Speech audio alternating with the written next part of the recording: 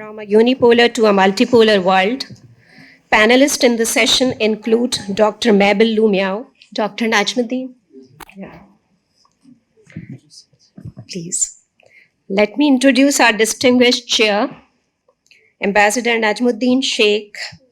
He served as ambassador to the USA, Germany, Canada, and Iran before becoming Foreign Secretary from 1994 to 1997. He also served as the President's Special Envoy in Central Asia, Africa, the Far East, and Russia. He was Chancellor of the Institute of Business Management, IOBM, Karachi. He currently heads the Global and Regional Studies Center. He regularly attends Track 2 meetings, writes for local and foreign media, and is a frequent commentator on foreign and local audiovisual media.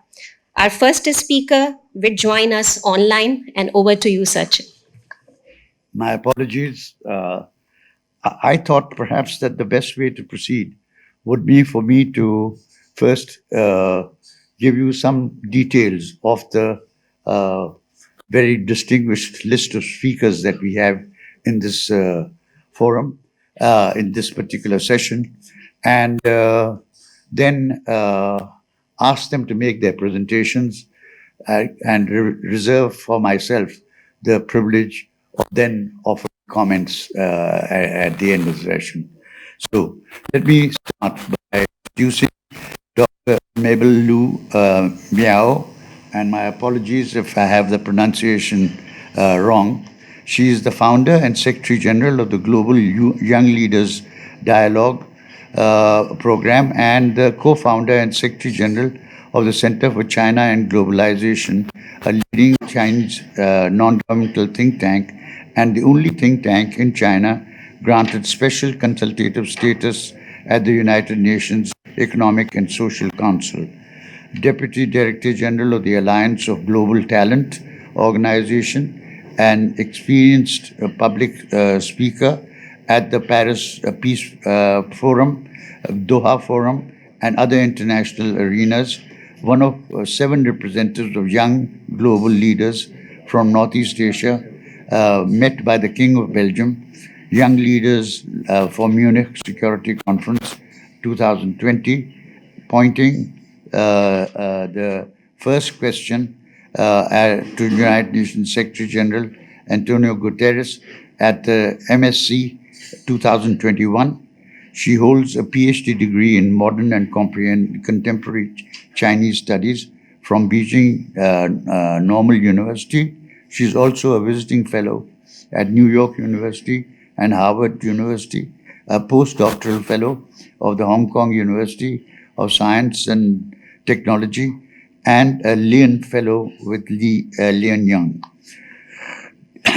Dr. Kerry Brown is Professor of Chinese Studies and Director of the Lao Chinese Institute of King's College, London, Associate of the Asia Pacific Program on Chatham House, adjunct of the Australian New Zealand School of Government in Melbourne, and co-editor of the Journal of Current Chinese Affairs, run from the German Institute for Global Affairs in Hamburg.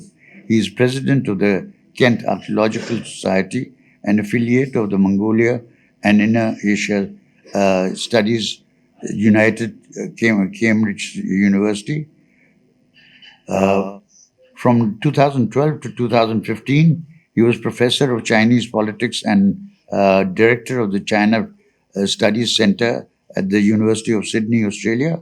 He worked at Chatham House from 2006 to 2012 as senior fellow and then as head of the Asia program.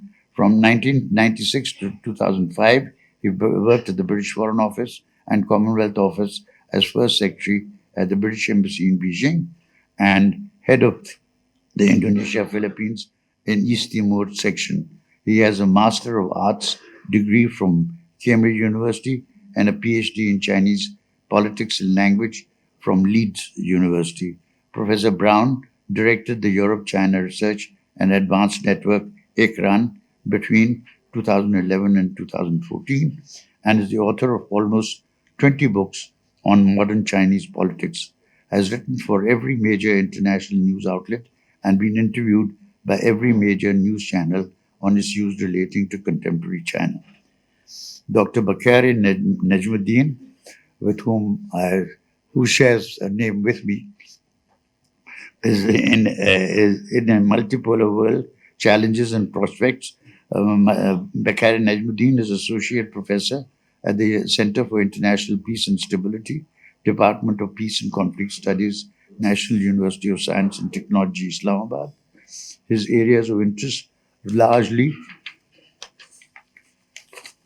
revolve around EU politics, global politics, African politics, House of the issues of European Muslim regionalism, developmental studies, theories of international relations,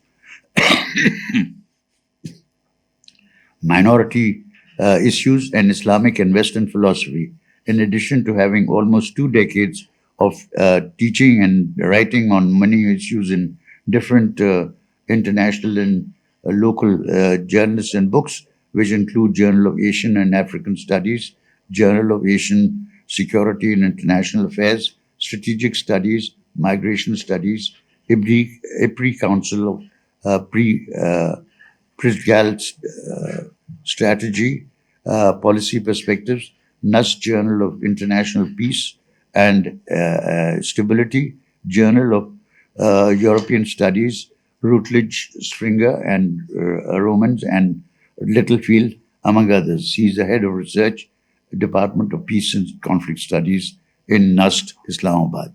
May I now call upon, I think she will be doing this virtually. Yeah, greetings from Beijing. I don't know where I cut just now. Yeah, congratulations to the PIIA have the 15th anniversary conference. It means EU has a long history and good reputation on international affairs studies. Congratulations to have this great conference, and I love this theme very much from the unipolar to multipolar world in order. Yes, at the end, after the end of Cold War, the world experienced what has been described as a unipolar moment, as the use of emerging economies, in particular in Asia, have seen influence in the world's center of economic gravity shift from west to east. Asia is a continent with 48 United Nations member countries. Only 3 countries, Japan, South Korea, and Israel, are developed countries. 12 countries in Asia Pacific countries are least developed countries. The world's most populated countries, as well as the second largest economy and the 6th largest in the population scale. Asian countries thus believed to have a great potential to lead the world's economic development. In 2022, this leadership has emerged more apparently than before. With the implementation of a regional comprehensive economic partnership, it's called the RCEP, the first free trade agreement among some largest economies in Asia, including China, Indonesia, Japan, and South Korea, and many other Asian Pacific countries. It is expected to eliminate about 90% of the tariffs on imports between the signatories within 20 years of coming into force, and establish common rules for e-commerce, trade, and intellectual property. With the coming of RCEP, Asian countries have learned that we need to take following accounts into building the new relationship of Asian community. First, Asian community has as many diversities as it has disagreements. Only by taking equality of sovereign countries and the inequality of development into consideration can we implement the RCEP compatible to all member countries. Secondly, Asian community has shared interest and common momentum on economic development. This is the consensus that keeps countries cooperating and benefiting from each other. while may leave historical disagreements and the disputes less tensive and more negotiable. Thirdly, the Asian community has taken huge advantages from the hyperglobalization since the 1980s. Who has since seen globalization as a solution to problems, a system of rules addressing challenges? The community is willing to jointly improving international governance. Last but not least, multilateralism, which helped build the RCEP, indicates a unique way for Asian countries to participate in the process of reshaping the world. The enormous change we have witnessed keeps reminding us that unipolar moment has come into an end. I sincerely believe that Asia will contribute to a multipolar international community by injecting its economic momentum, its thoughts of coexistence and cooperation based on consensus, and the mutual understanding to the global governance system. Of course, there are many challenges facing for the Asian community. The complexity of economic growth indicates Asian region needs to consolidate its economic resilience given the effect of COVID-19, rising energy price, and the interruption of the international supply chain, and so on. In the recent forecast, the IMF projects Asia's economic growth at 4.3% in 2023, lower than the average 5.5% in the past 2 decades. But Asia's economy is continuously leading the world growth, which has projected at 2.7% in 2023. China, India, and the 5 ASEAN countries are expected to be the main contributor of the growth, with a rate of 4.4%, 6.1%, 4.9% respectively.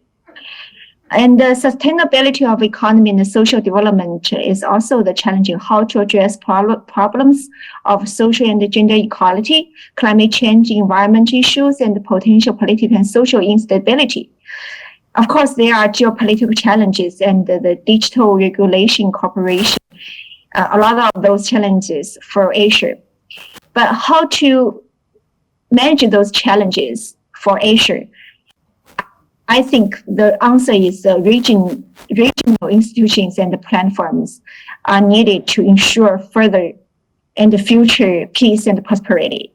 The regional economic integration with the RCEP, CPTPP, and the DIPA and the FTA between ASEAN countries and China, Japan, and South Korea. So to build both domestic and international reciprocal economic circulation within Asian community and amid Asia and the rest of the world.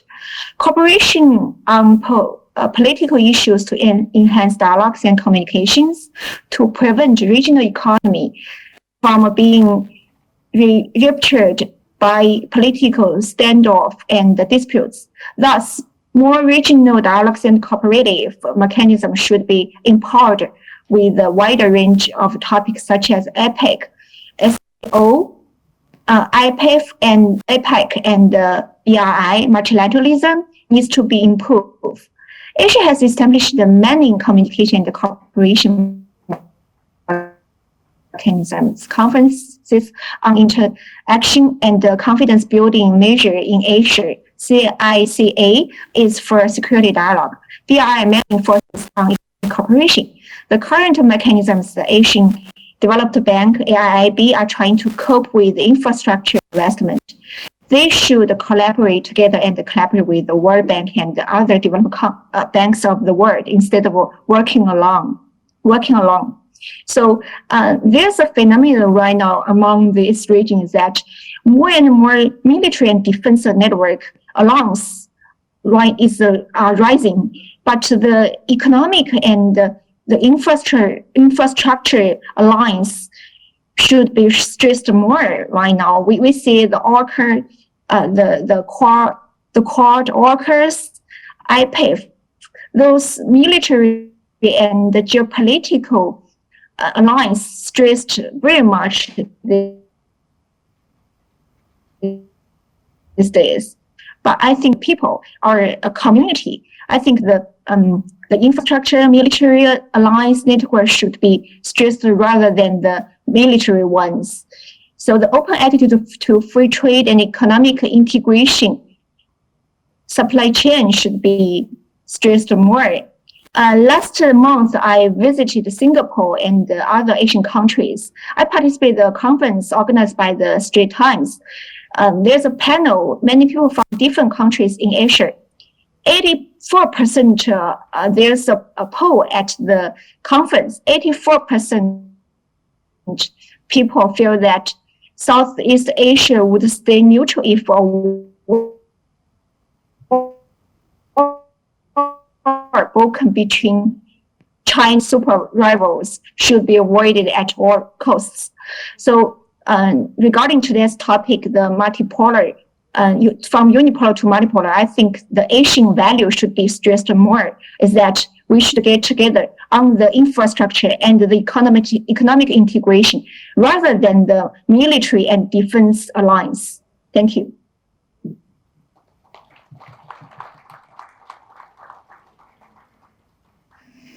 Thank you, Dr. Mabel. It's been a very enlightening talk. And may I now turn to Dr. Kerry Brown, whom I have introduced already. Great, thank you. Well, it's very good. This is my first visit to Karachi, to Pakistan. So I'm very grateful to be here, and I'm very grateful to the Institute for inviting me. In fact, my presentation was going to have the title Panic. And I think we've just learnt why we should never not relax too much. Panic is important. The reason why I wanted to use that title was because I have been thinking a lot lately, mostly obviously from the European perspective, but also from someone who's dealt with China since 1991, of this kind of reaction to the possibility, and I stress just the possibility, of China being perhaps the world's biggest economy sometime in the next 5 to 10 years. Now, I know on some measures you could argue that China is already the largest. I mean, purchasing power parity, for instance. But if you talk just in gross terms, my understanding is that it's still, I think, a little way away from being the largest in the world.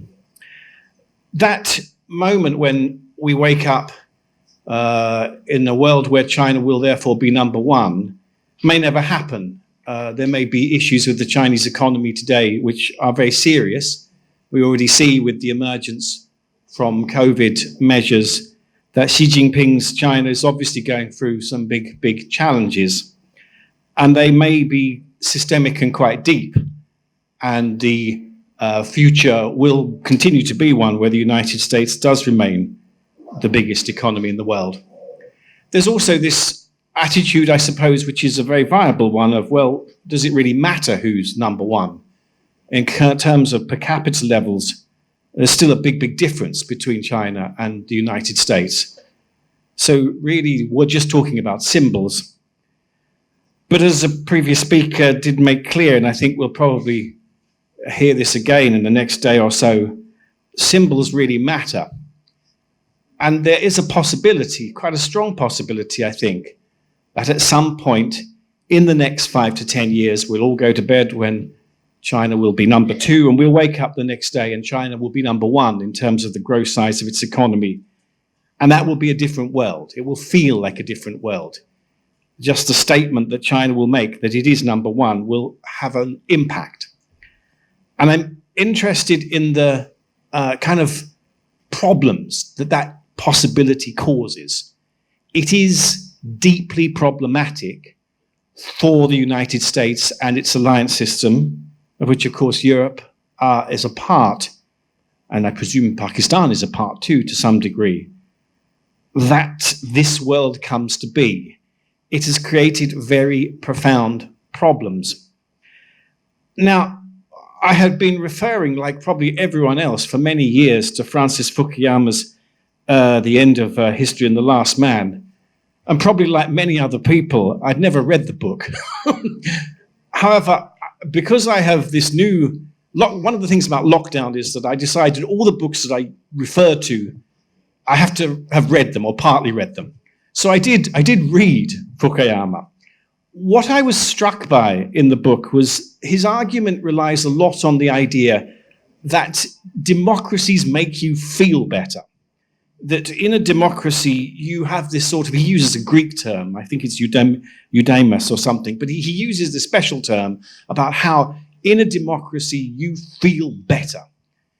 And I suppose that that's different now. I mean, I have to say, I think I live in a democracy. I mean, you can put me right. Britain doesn't seem like a place that feels better for being a democracy. I mean, it may feel better for lots of other reasons, maybe not, but democracy is certainly less self-satisfied now than it was. And I'm not saying that's a good or a bad thing. I mean, obviously, it's probably not a great thing, but that's just the way things are. And certainly, until recently on my visits to China of long or short duration, I was always quite struck by the fact that there was this sense that whatever citizens' views of the political system, and whether they wanted to say anything about the political system in China at all, and usually they may not want it to have, there was a feeling of China's rejuvenation, its regeneration, the narratives around the sort of nationalism of China today as being ones which were satisfying. And of course, it's not surprising that the Communist Party's leadership does appeal to these feelings. That kind of contest or competition of who feels better, I think is no longer straightforward. It may well be something very, very prosaic today that in fact no one feels good, but it doesn't matter what political system you're in. Your politics is not intrinsically linked to how you feel. And I think that's a really important change. And one of the things that China has proved, sporadically maybe, and maybe not at the moment, where it's obviously going through a tough time, is that it's perfectly possible to live in a system which is non-democratic and to feel quite happy about some things about how your country is doing. And the Xi Jinping era politics, I think, plays on that, either through narratives or stories or things like that. Now, the extraordinary impact of China's sort of increasing importance in Europe and America in the last few years, and the response to that has, I think, been quite striking and also kind of quite worrying. It seems that we have lost our confidence, and the very proposition that a country with a political system which China has, with a very different culture and from somewhere other than Europe or North America, being dominant in a key area like the economy, is really causing problems and creating a sort of geopolitical nervous breakdown. Some of this is manifested in the kind of incredibly simplistic narratives that we get of the China threat, of China having a hidden hand within which it sort of does extraordinary and terrible things to the domestic politics in America and Europe and elsewhere. And I mean, I presume that you also have some of this narrative here. The other is the idea that China is out for domination. The other is that China is in some way in the sort of business of coercion. To me, having dealt with China since 1991 in various ways and lived there for some years, I don't really recognize any of these as being particularly helpful to navigate what to me seems like an extraordinarily complicated sort of era, and the complexity is the problem. It's not that we can have simple maps and simple strategies to deal with what we're facing.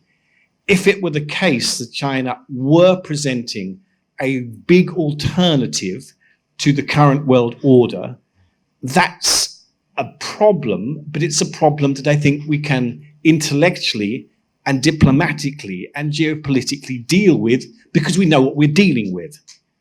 The problem is that it's not so straightforward.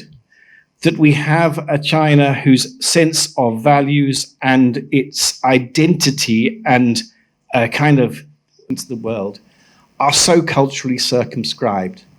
I mean, that's really striking. There are things called Chinese values, but the thing is that they are definitely Chinese values.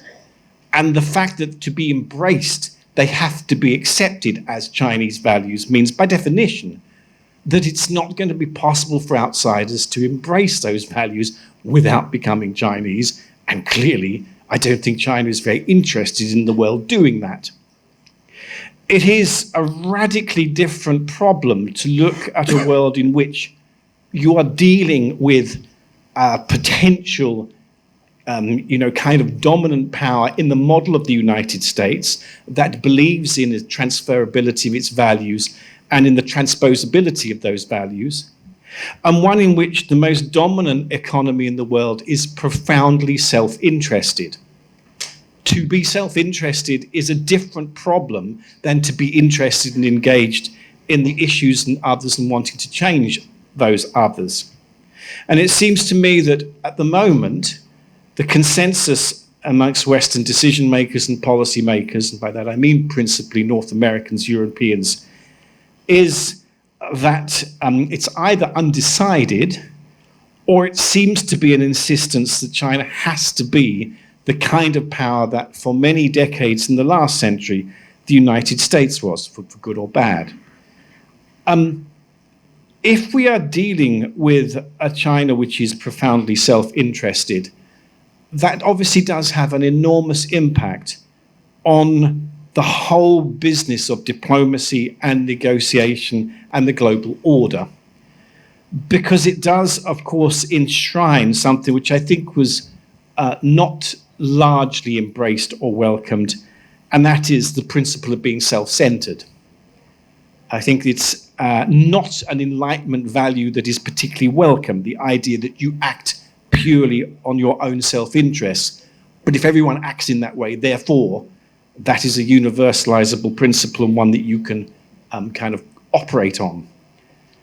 China's self-interestedness being duplicated in other areas of the world will be a problem.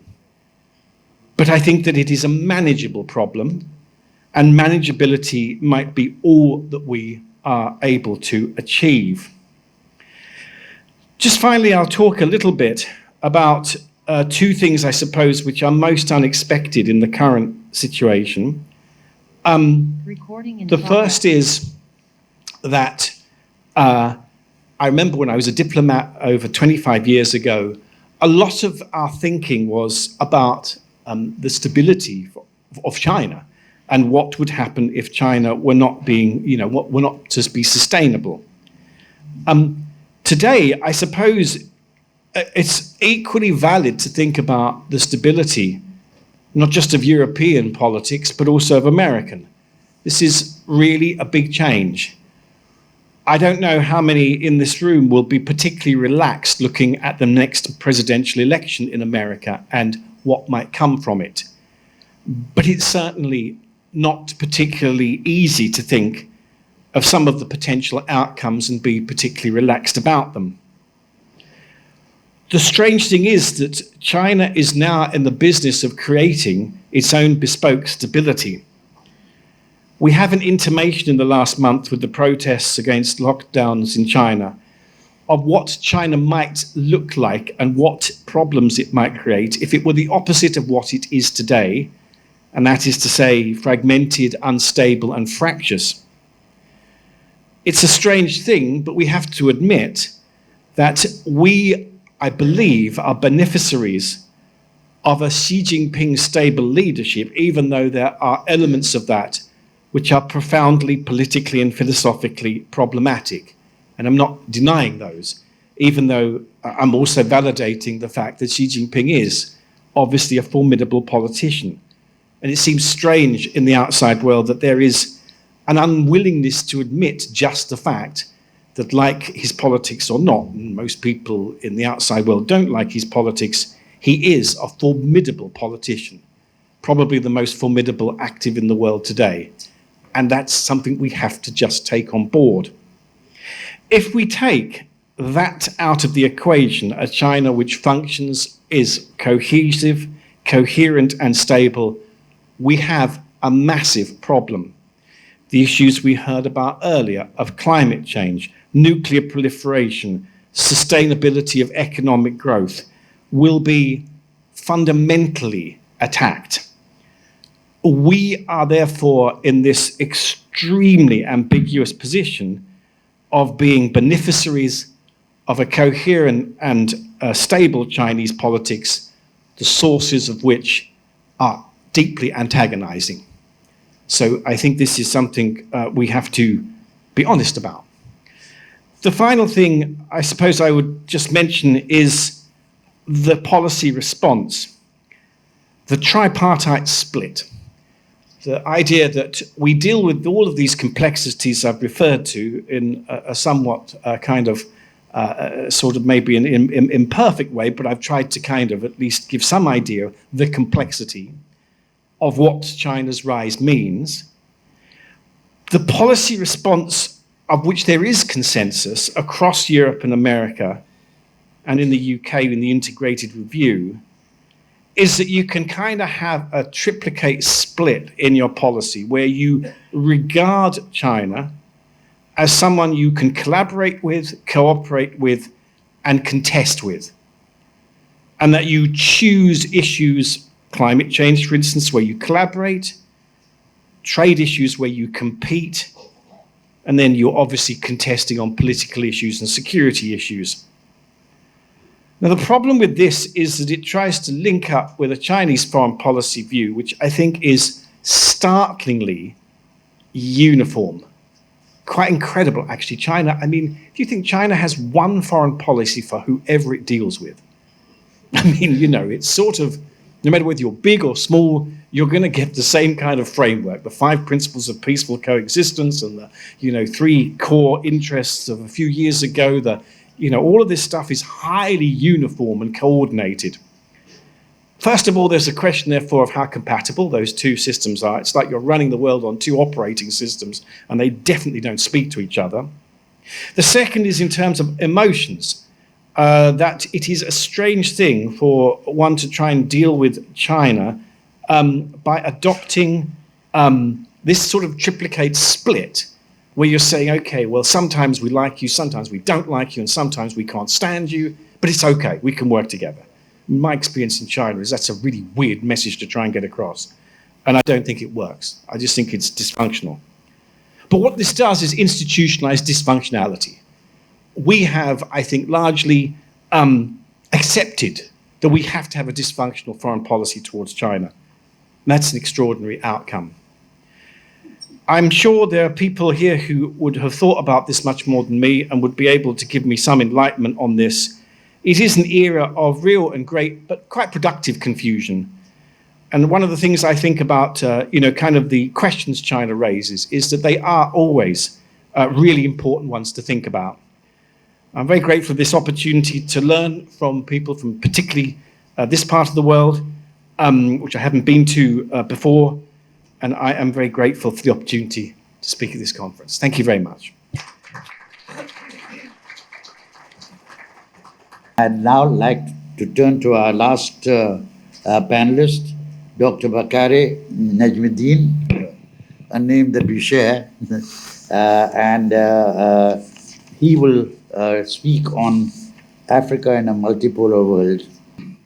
A very good afternoon to everyone, and thank you so much, PIIA, for this very pleasant invitation.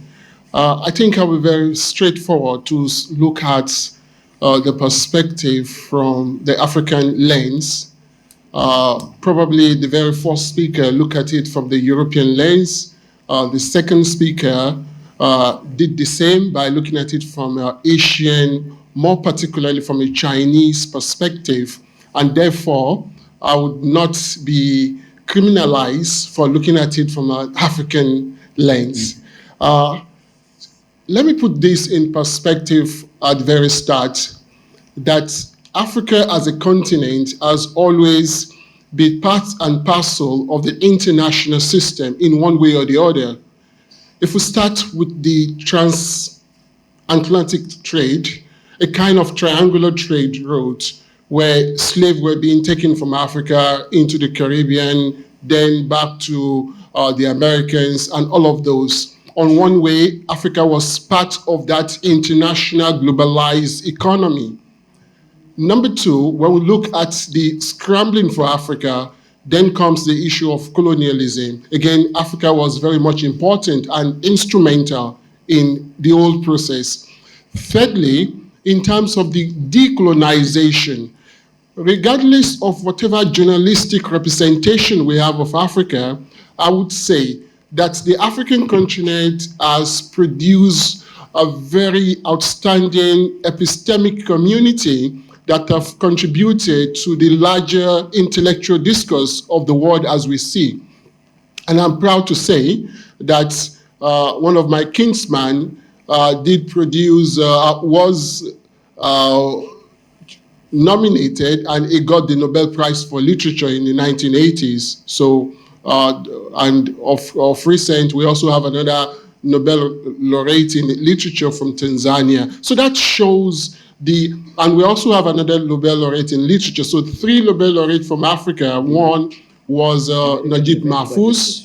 The second was Wole Soyinka, and the third was Abdulaziz, I guess, from Tanzania. So what I'm trying to say is that the journalistic representation of Africa in international system seems to be very a reductionist perspective.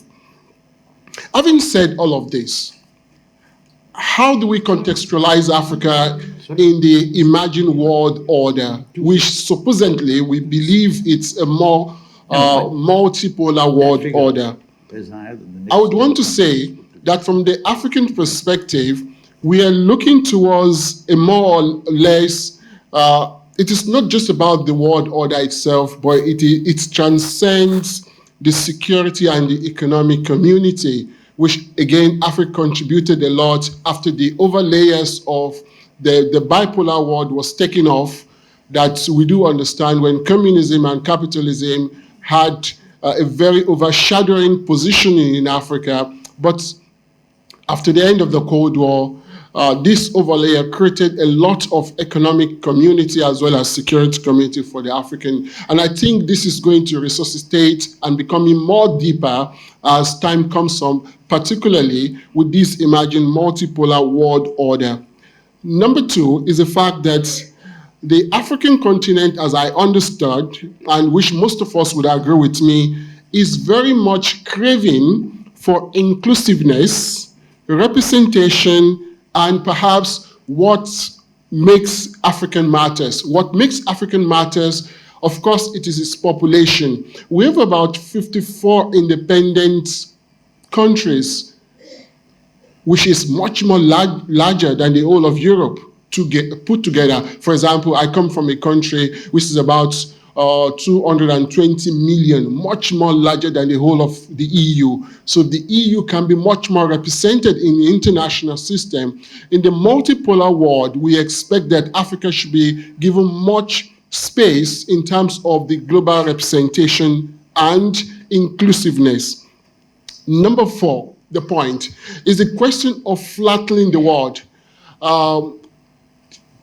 Back in 1990s, if I'm not wrong, when the New York Times columnist, I think Thomas Friedman, wrote an article about flattening the world, looking at it from the lens of globalization of technology. However, what I've tried to understand today is that the Chinese are doing the same, but in a different form, in what I call the flattening of the world through infrastructure.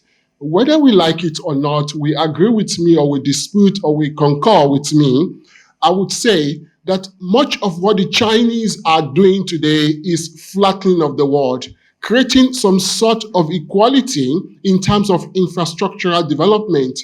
I could imagine that anyone who have traveled to Djibouti will be surprised to see a country that is virtually a village, a country which is a fishing community which has been transformed to the new Singapore of Africa as a result of the Chinese infrastructural development. That has not happened, or unfortunately, in Balochistan, which I'm expecting to happen in years to come. But that we need to look at.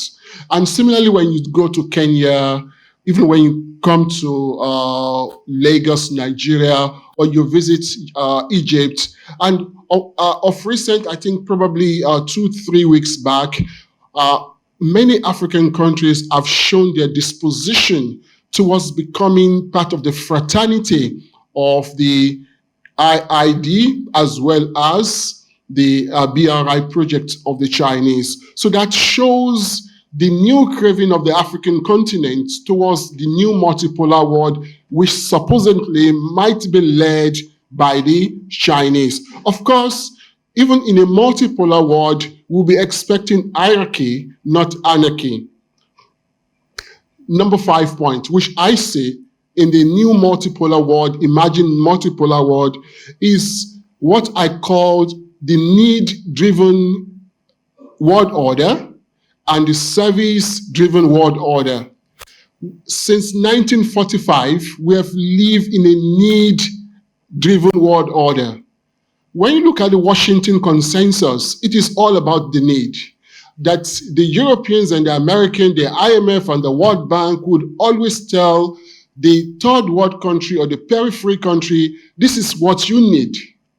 But Chinese world order is a service-driven world order that says, okay, I believe you need this, let us provide these services for you without coercively, dictatorially imposing on them. And I want anyone to challenge me with any literature except for one literature that has been debunked, which was, I think, the old debt trap was galvanized by a think tank in India, and most of the literatures have debunked that idea about this Chinese debt trap. I've also written on that extensively to explain that there is nothing like debt trap. Perhaps we need to theorize, to start thinking that the Chinese debt, if there is their debt, it is more sustainable than the need-driven world order of the West.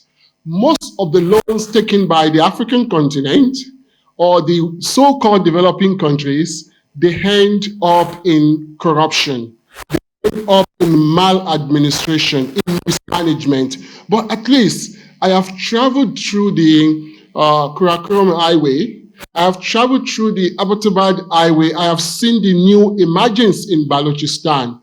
These are sustainable debts. At least they are not going into the pocket of the corrupt politicians. So even the IMF or the World Bank is increasingly coming to understand this difference between the loan given by these two post-Second World War institutions and the loan being given by the Chinese. And I would want to urge the fellow intellectuals sitting around the table that we need to start making this re-theoretization or rethinking between the need-driven world order and the service-driven world order. In the emerging world order, we expect lots of rejections and grievances. And I think the writings is on the wall. Few weeks, months back or years back before the COVID, certain African countries, they did challenge the established institution of the West. For example, ICC or ICJ, it's been dubbed or tagged as a new sort of neo-colonization. So we see countries are beginning to rethink that things must change in the emerging world order. Of course, the unipolar world is virtually over. In my opinion, it is partially over, not yet. And I do agree with the first speaker. The Chinese would not become the first or the largest economy just by 12 p.m. or 12 a.m. They wouldn't, it doesn't happen like that.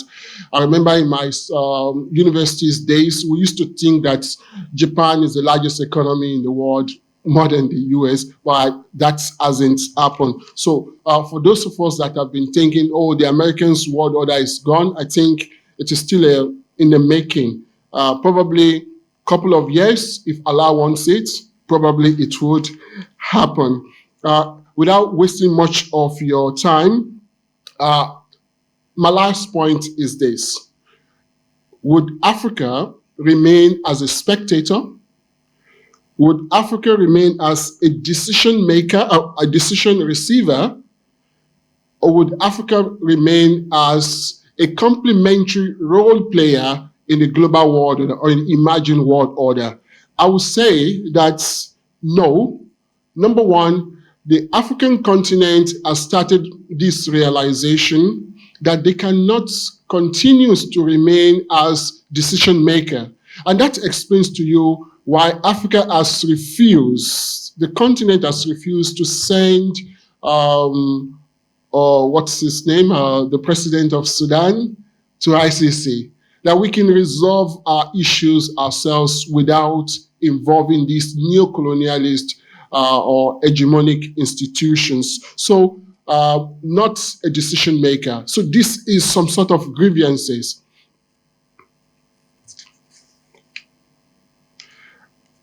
Similarly, I believe the African continent has potential to contribute in the new or emerging world vis-a-vis its population, a huge population for that matter, which I believe is a huge market opportunity as well. And like I said earlier, we're moving into more of an hierarchy kind of a world order, not an anarchic world order.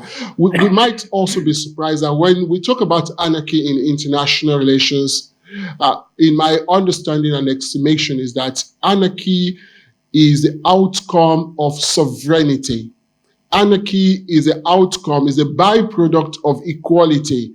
When all countries are equal, it means you cannot dictate to me and I cannot dictate to you. And for that matter, it results into anarchy, which of course explains the realist position of hegemonic stability, that we need one supreme order to emerge, such as to become more dominating on others. But opposite to that is the notion of hierarchy, which I believe will be much more salient and prominent in the upcoming or the emerging world order.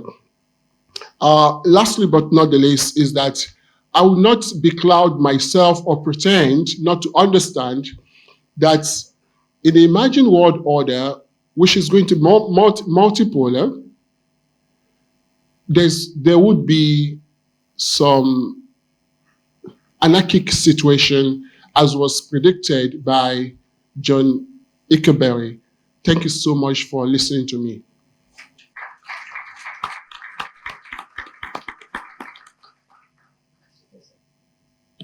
Thank you very much, Najmideen. It was pleasant to hear about Africa, but you triggered some memories also when you mentioned Djibouti, and you mentioned the fact that Djibouti is now a village which has grown and which is now a model, if I understood you correctly. But Djibouti came about not because the Chinese wanted it, but because the Americans said, the British said, that piracy is happening in this region, your trade is flowing through here, and you're not having to pay the price. So why don't you do something to contribute to the anti-piracy activity that we are undertaking? And that, in my view, is how Djibouti came about. Now, Shafkat knows something about this.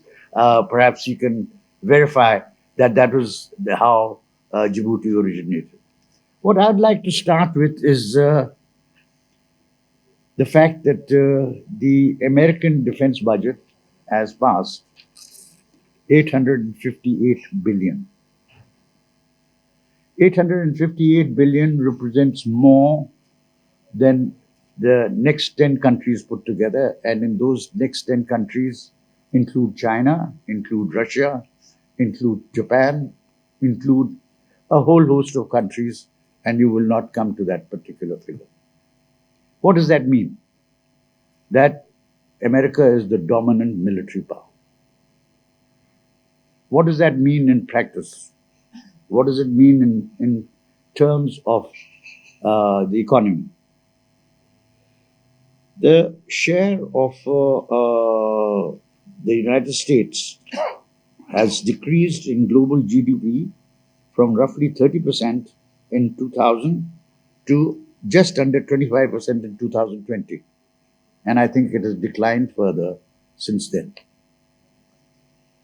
It was its share of global goods exports shrank from approximately 12% to just over 8% during that period. And the share of global foreign exchange reserves denominated in US dollars has been on a downward trend in a quarter century to its lowest level in a quarter century in 2020. Does that mean the dominance of the dollar is over? No. What it does mean is that we are moving in that particular direction.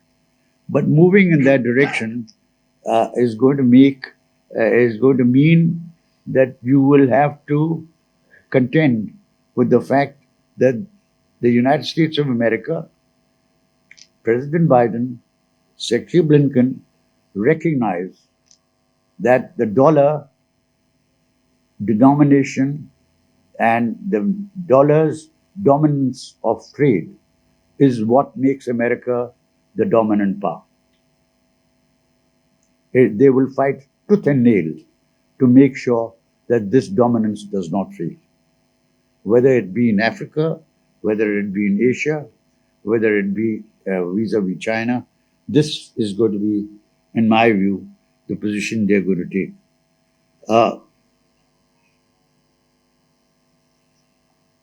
Now, people, of course, when you start researching things like this, you end up reading a lot of material that is American think tanks or American finance think tanks. Whether they're here, there, everywhere, the financing very largely comes from American sources. And let's say that researchers are not terribly insensitive to where their money is coming from. I think that that's an experience that we can share.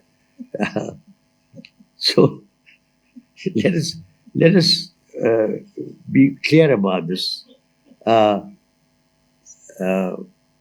Biden has talked about a policy for the middle class, but middle class doesn't mean that by you impose a $360 billion tariff on Chinese goods. You haven't withdrawn that. Your commitment to free trade has gone away and is not likely to return. In fact, in my view, if you have to look for more evidence of this, look at Cuba.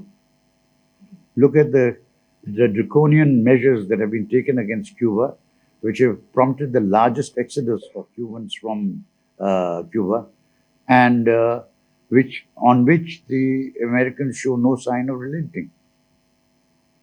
If you want to look at another aspect, that is an interesting aspect, that the total EU member states have committed around 13 billion plus 16 billion, that's 29 billion, whereas the US alone has contributed more than 106 billion. 106 billion, which would have made all the difference in the world to cover loss and damage and to mitigate the difficult situation in which climate change, other factors have put the third world. So, is there something that is likely to change on this score? Frankly, it's difficult to see evidence of that happening. As I said, one example that one should think of is Cuba. The suffering of the people of Cuba has not made much of a difference in terms of the policy that is being followed. One example that I saw, which I found very interesting, was that the fighting wildfires in California was with the use of a system called Ignis. Now, Ignis was based on Chinese semiconductor technology.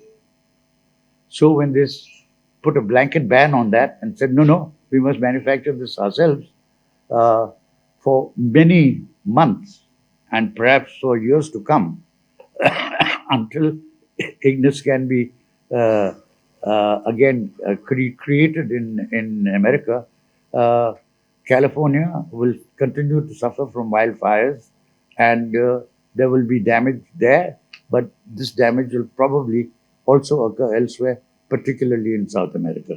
I don't know enough of the details, but this seems to point in that particular direction. The point I'm trying to really make is that are we really moving to a multipolar world?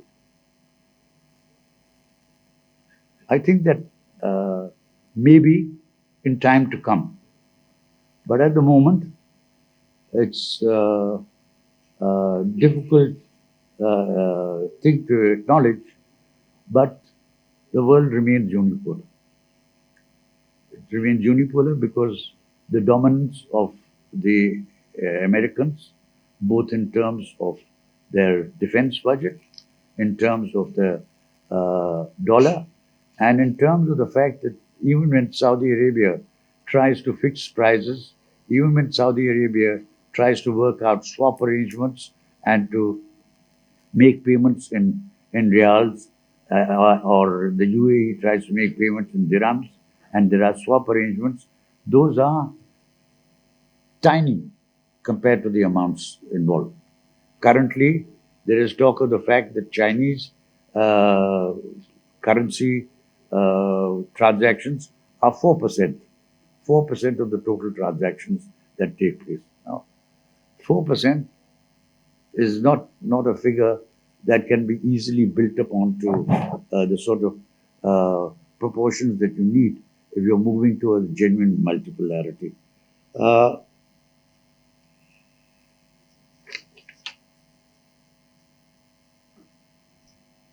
What has COVID done to the Chinese economy? I'm not sure that I have the full picture, but I think that there has been an enormous amount of loss caused by zero COVID, and I think that it is the realization of that enormous loss rather than the protests that have led to President Xi Jinping's decision to reverse some of the steps, and to reverse them at a time when he still does not have all the facilities needed to be able to provide vaccinations to the over 60s and over 70s, of which there are a large number, and who, for the old Asian tradition, Chinese tradition, if you will, of looking after your elders, means that there is an enormous demand that whatever you do, you must be able to create the facilities. Right now, the effort, as I read it, is that you create more rural hospitals, you create more beds, and you create more room to look after the expected increase in COVID-related, Omicron-related problems. And I think that the message that the government is trying to sell, and which I think is being bought, is that Omicron isn't quite as dangerous as earlier variants, and that if we can get this under control, then perhaps more dangerous variants will not emerge. Now, this again is something that is going to take time, but this also means that for the time being, China's development has been held back, and we must accept this. and accept the fact that China has planned to spend $150 billion over the next 10 years to develop a Chinese semiconductor industry. But it's got one source which is outside of American control, and that is ASML in Netherlands. And the ASML has been under pressure, and the Netherlands government has said, has yielded to American pressure. But there are older contracts that they will probably honor. I am not, again, sure of this, but this is the only out that China has in terms of being able to develop its semiconductor industry. So I foresee a period of continued confrontation. The Americans might put it this way, that we will cooperate where we can, whether it be climate, whether it's disease. We will confront where necessary, be that Taiwan, be that elsewhere, and we will confront in trade, on trade issues particularly. We will compete with all the tools at our disposal. One of the tools that the Americans now have is a total disregard for the element that they used to be champions of, globalization. Now it is all deglobalization.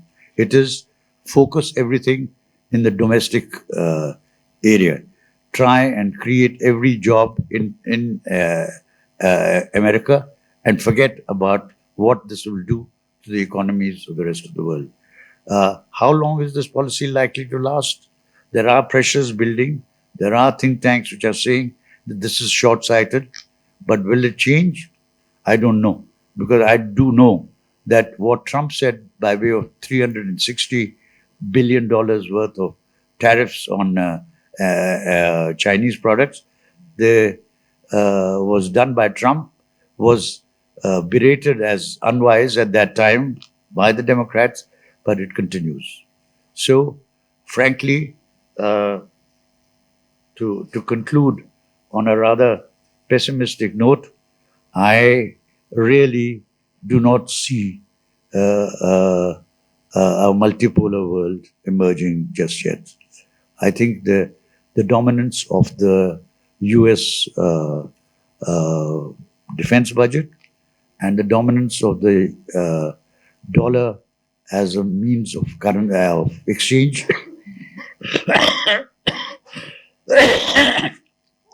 and mind you, every dollar exchange is subject to New York law, subject to US law. Therefore, that particular facet will continue. Is it likely to change? There are many advocates of change. Whether that change is going to come is something that we have to look to for in the future. But at the moment, we can't think of it in that way. Let me say, I'd like to end on a more optimistic note. All right, I'll take questions. Thank you. Whoever, I'm sorry, whoever gets the mic. I got the mic, right? Thank you so much. This was a excellent panel in terms of very wide range of presentations and also academic content. So I thought not only the three speakers, but the chair also came up with a lot of content which one can debate and talk about. I have two basic specific questions, and they are basically to Professor Kerry Brown. I am personally really very pleased to see him in person. In person, I am somebody who has been going through a process of self-education on China for the last 10 years. I have written a little bit, but I'm very careful and cautious that I'm not sufficiently qualified, and therefore I am in the process of learning. But what I find is that you are perhaps one of the few scholars who have taken a very balanced position on China's rise, constantly emphasizing look at China's civilization, culture, also at the quality content of leadership, how and why it emerges the way it has emerged. And you have partly attributed that too. And particularly on Xi Jinping, whereas some of the other scholars have begun to shift from the original position that they had taken, like Kevin Rudd, I can mention Ferguson, Daniel Bell, many others who initially thought strategic management is a possibility between China and United States. And you have sort of alluded to that that's perhaps the way to go about it. And therefore, one has to sort of see it. But at the same time, you have also said that Xi Jinping is a formidable leader. There are others like Kevin Rudd who are saying, well, he's not only a formidable leader, but he is a true, genuine Marxist-Leninist. And therefore, he's an ideological man. So he is a true believer. Therefore, if the West wants to combat him, they have to think in terms of being true believers in what they believe, not simply preaching. So I thought I would like to hear your comments on that. How would you sort of really explain why there is so much of a obsession with the leadership of Xi Jinping, and why there is this challenge which is seen only in the form of party and leadership? So that's one part of it.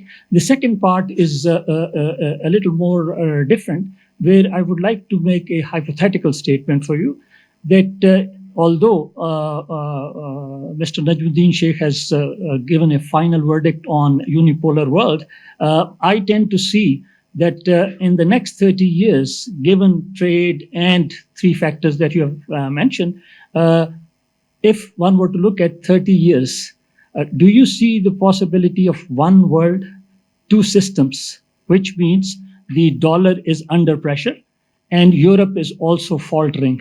If Ukraine continues the way it does, you have a serious, financial situation. Therefore, one has to sort of really think through and worry about. I mean, is there something you see in that direction? On the speaker on Africa, my only concern is, and I would like to raise a question on that he has given a perception that as if Africa is all monolith. There are, various states which are struggling, and there are some which are taking a due advantage of China's infrastructure, and they have imagined it right, and they are there. So if one is really trying to sort of make an evaluation on that basis, leave aside the multipolar part, what is the kind of message that one sees from some of the African states in terms of possible benefits of the Chinese model of infrastructure? And same applies, you partly referred to Baluchistan, which is again a case how fishing center can become a dynamic development center. Thank you so much for your patience. There was a lady over. Sorry, there was a lady here. Yeah. Hello everyone, my name is Arisha Anwar. I am from Center for International Strategic Studies, SIM. So my question is from Dr. Najmuddin, which is what are, if any, the domestic political economy challenges faced by Chinese investments in Africa? Challenges such as public perception, fiscal restraint, and security. Thank you. Okay, great. Thank you. Yeah, so just a couple of things on the. I mean, I guess I don't disagree. I don't disagree with the dominance of the United States today, but I think the one thing you leave out of your analysis is the United States stopping believing in itself. I mean, the biggest challenges are within, and it seems to me that the greatest challenges, as far as I can see, although I'm not a specialist on America, are very profound divisions within American politics, which I don't see getting any better. So you can have a massive military, you can have a great economy, you can have all of the things you've said, but if you have a dysfunctional political center, you have a problem. And in fact, ironically, the bigger you are and the more your dysfunctionality is, at the center is, that means the bigger the problem becomes, if you see what I mean. The organization and management becomes its own issue. So I guess it still has massive advantages, but I think it's lost some of its kind of a conviction about itself, which comes to the question you just raised, the first question. I mean, in the Chinese political system, if you believe anything, you're going to be king, because no one believes anything. And it doesn't mean that you have to, all you've got to do is to say you believe in Marxism, Leninism. It doesn't mean you have to say what that is. You just have to believe it. It's an act of belief. And it seems to me that Marxism, Leninism gives the Chinese political elite a common language, which means they can talk to each other, even though underneath, who knows what they believe. And Xi Jinping, actually in his early career in Fujian and then Zhejiang provinces, always sounded like a believer. So it sounded like he believed things. I mean, he talked about environmentalism very early on, which is quite striking. The problem is, of course, that you're not talking to someone who necessarily wants others to believe the same thing as him. I don't think he's in the business of converting people outside. On the what I've already said about the unipolar system and the multipolar system, I mean, it is a paradox. It is a profound paradox to me that if we believe anything as Enlightenment powers, so as a European, I guess we have to believe in the power of pluralism. And the rising of a power like China with different values and views of the world should, on that analysis, be a good thing. It makes a more pluralistic world. What I think has happened, though, is that China's rise and the challenges it raises about a profound pluralism rather than a shallow pluralism have shown the West to be quite hypocritical. At the moment, I'm actually on sabbatical. I'm working on a history of Britain's relations with China since 1570. We've been dealing with China when it was the Ming Dynasty from 1570. Long history, very long history. And I can tell you, throughout that history, we have made the same mistakes again and again and again and again. And I don't really know, I mean, how can you explain that? I mean, I could call it a history of mistakes, but then there's a hot competition for that title, right? I mean, but I don't know what conclusion to draw from the fact that in a 450-year history, the structure of the relationship has been, broadly, we are profoundly indifferent about China, and China is not really that keen on Britain and America, well, Britain, but now America, but it has to deal with us. That is a very underwhelming basis on which to build a good global order. It's really underwhelming. Thank you.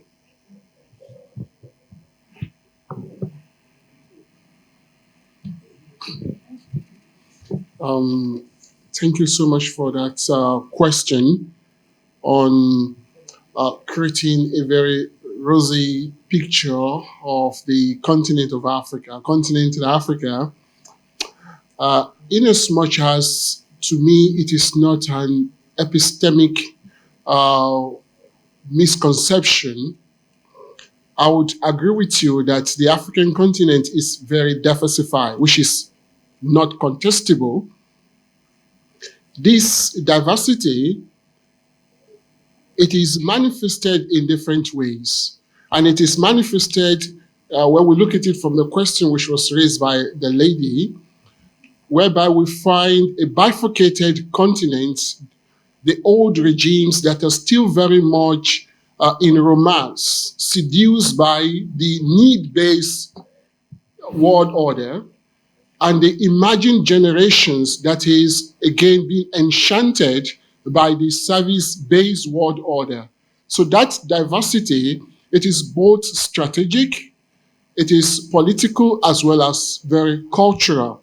Yes, Africa do not have a common foreign policy, largely speaking, but we do have certain foreign policy that is quite common to most of them. Number one will be the issue of security in terms of the stability of the continent, in terms of sustainable economic development, and of course, good governance. So you find that across the broad board in most of the African countries. And I kind of appreciate that question, that whether or not we have a common kind of foreign policy. So it's a more of an ambition that in the emerging world order, there should be a commonality in terms of how we see the world. And I think this is also part of what the Chinese are promoting. China is not just promoting itself, it is how China sees itself and how China wants the world to see it. So in the same way, in the emerging world order, this is how the literature looks at it, that how Africa wants to be seen in the emerging world order, not just how the world sees Africa. And secondly, in terms of the security of the Chinese in Africa, I'll be very, very frank. The Chinese had their footprint in Africa since the 15th century. So it's a very long history. And I remember when we were kids, we used to see a lot of Chinese moving all around. And I remember the kind of Chinese song we used to. So, continental Africa, I'll be very honest to say, continental Africa do not have that repulsive, permit me to use the word, racist tendency towards the others. This is my belief, and this is in what most Africans will be. But I think the globalization of the concept itself of racism has given this consciousness to many people. Oh, that's racism, this racism, that's racism. So other than few instances when you see across certain African countries, for example, in Zambia, for example, in South Africa, and a few instances in Kenya, where you find a kind of skirmishes between the Chinese diaspora and the local community. And again, we should also be very sensitive about this issue, that the moment BRI continues to expand in most of these African countries, it also means a kind of expansion of the Chinese diaspora in Africa. And therefore, they will need to have their own space in the public sphere. So I believe the one who plays the piper determines the tone. So I think that's how I will leave it. Thank you. I would like to ask a question. My name is Shahrukh and I'm lawyer by profession. Mr. Najmideen, you discussed about the neo-colonialist institutions of ICC and ICJ. I would like to, in my opinion, Africa has contributed a lot with respect to development of these institutions, ICC and ICJ, as Gambia would challenge the genocide of Rohingya Muslim community going on in Myanmar before ICJ. And a prosecutor from Gambia, a prosecutor of ICC, would start a war crime investigation against the US. Obviously, it is going to be dropped in the future. But in my opinion, Africa has contributed a lot in the development and strengthening of the international law, international criminal law, and these institutions. So I would like to know your opinion in this regard. Thank you. For the little while I studied international law the three components of international law. One is, of course, the legitimacy of international law, of that law itself. Number two will be the implementation of the law. And number three will be the institutions that makes that implementation formidable and acceptable to all. Now, you give a very good example of Gambia. I was expecting this from anyone. It's kind of in my consciousness that this question will come up. Tell me the position of Myanmar in international politics.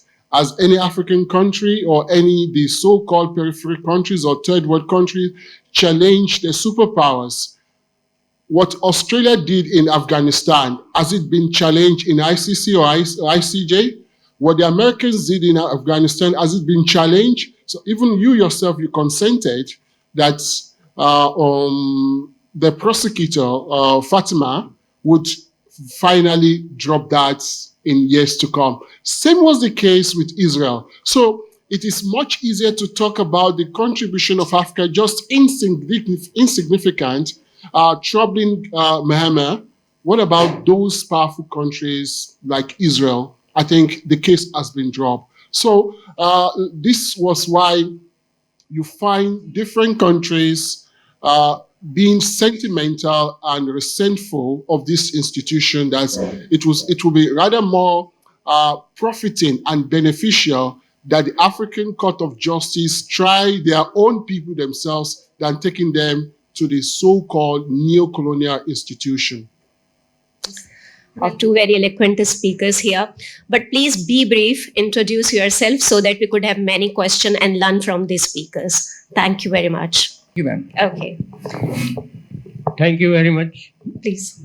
My question is directed towards Dr. Brown. To what extent is the American confrontative and provocative policy towards China is driven by the desire to benefit American arms industry?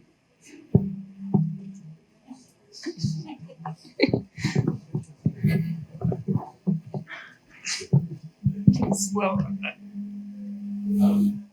we talk about climate change?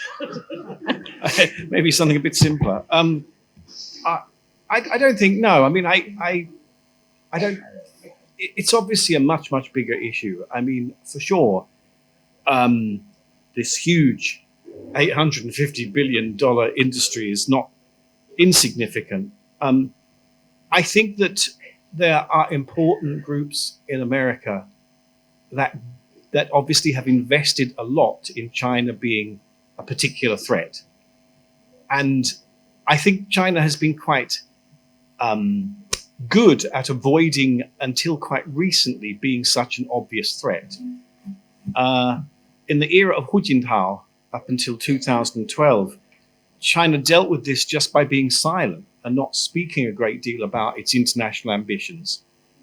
Under Xi Jinping, it has used the Belt and Road and these other ideas, and they inevitably have created a lot of response. The problem is China is too big to remain silent, but as soon as it opens its mouth, then lots of assumptions are made about what it intends to do.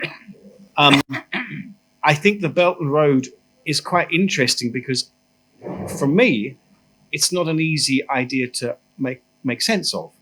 I mean, I know in Pakistan there's Chinese investments, Chinese interests elsewhere, in Central Asia, in Indonesia, in Malaysia. China is investing. But I don't think there's a common narrative because in all these places, China is dealing with very different politics and it has different levels of experience. And it doesn't, I think, have an easy time. In Sri Lanka, I know there's a speaker from Sri Lanka here. China's investment has not been easy, and yet it's accused of debt trap diplomacy.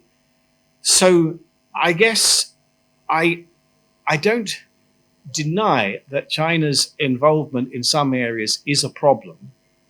However, I don't think it's just a problem because China has a big plan.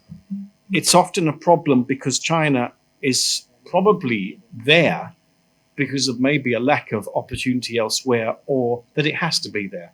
I mean, Afghanistan is a great example, right? I think China was not absolutely happy about America's failure in Afghanistan. It's not a great thing.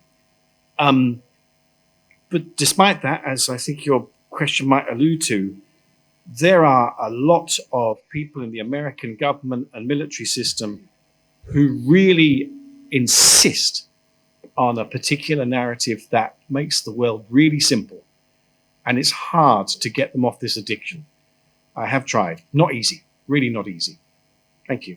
Thank you. let Shahid? me just add, particular areas in Myanmar have been supplied with arms. Pakistan is said to have received arms. But which are the other countries that have received arms, apart from the fact that in Central Asia, there are countries that have requested arms and on which negotiations are going on.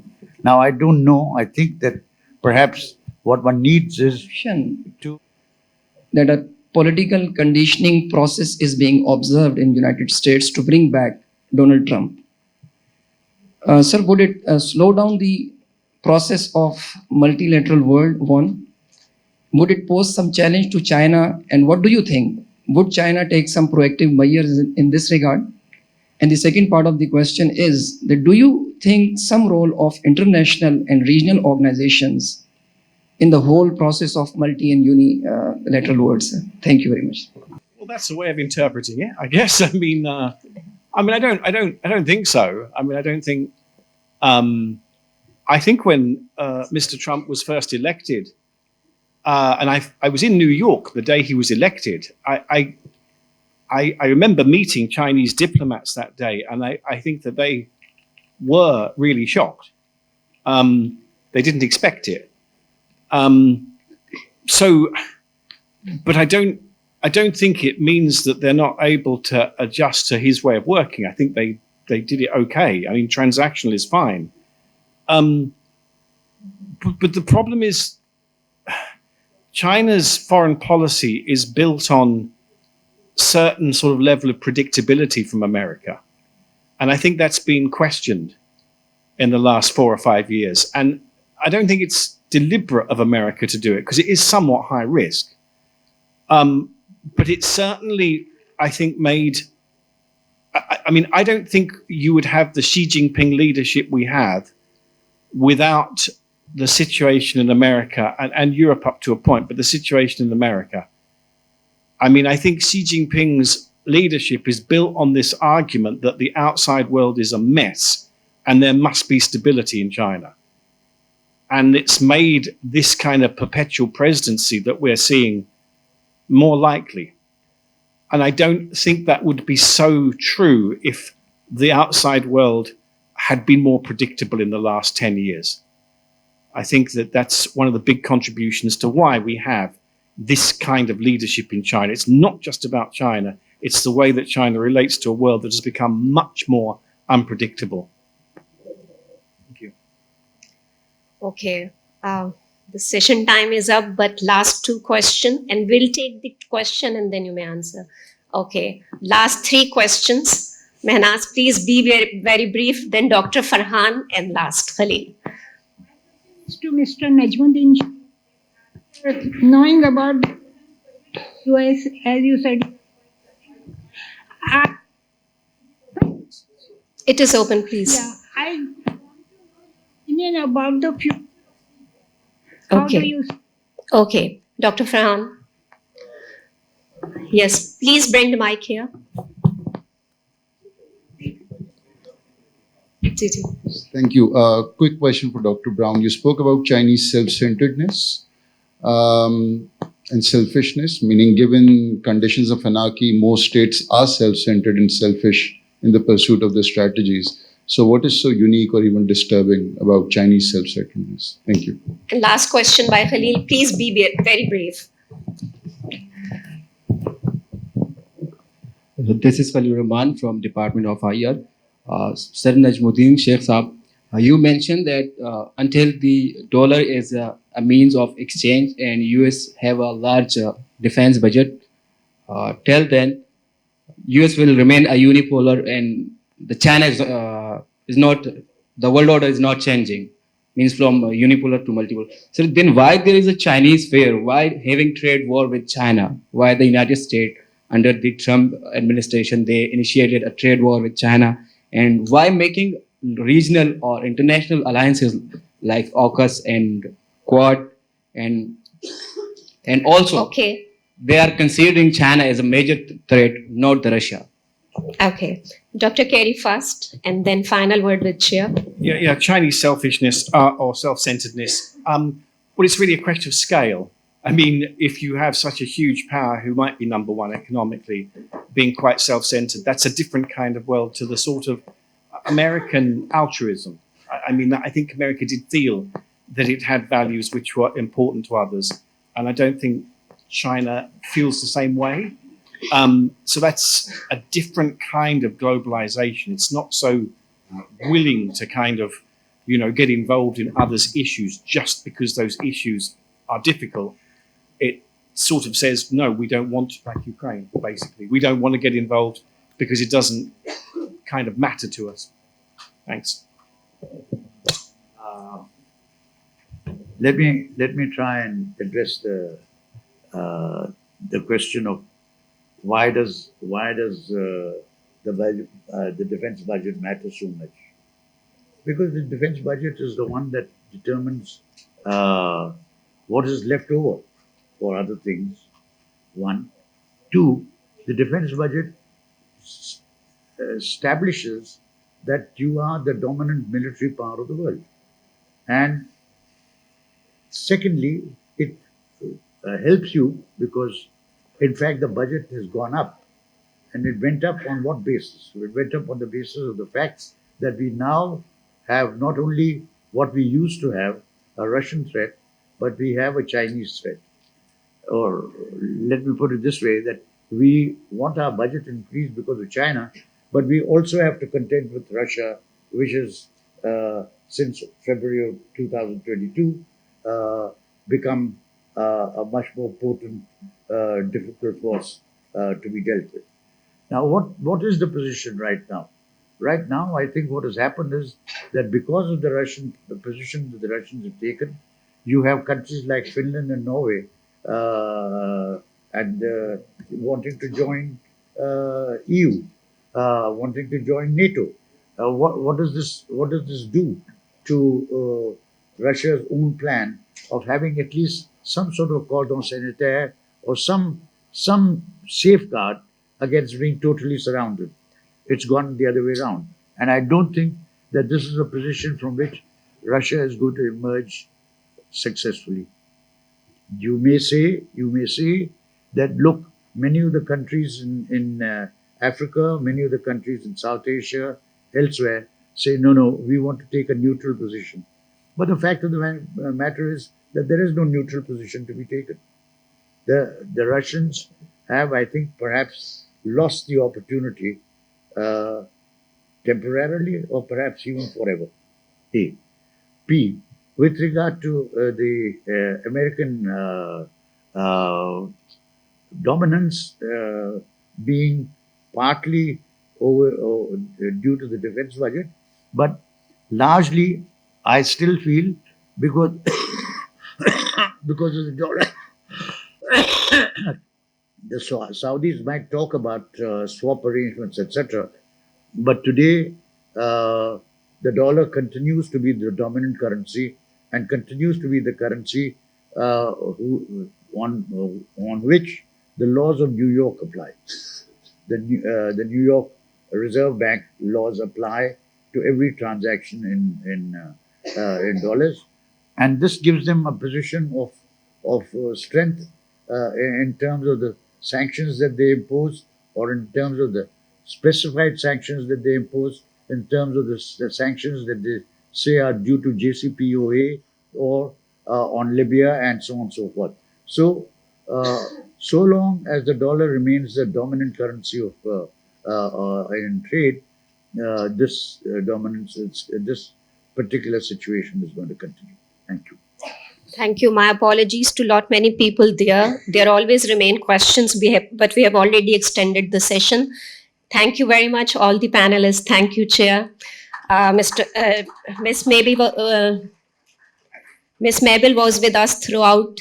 Thank you very much. It's time for lunch. Thank you.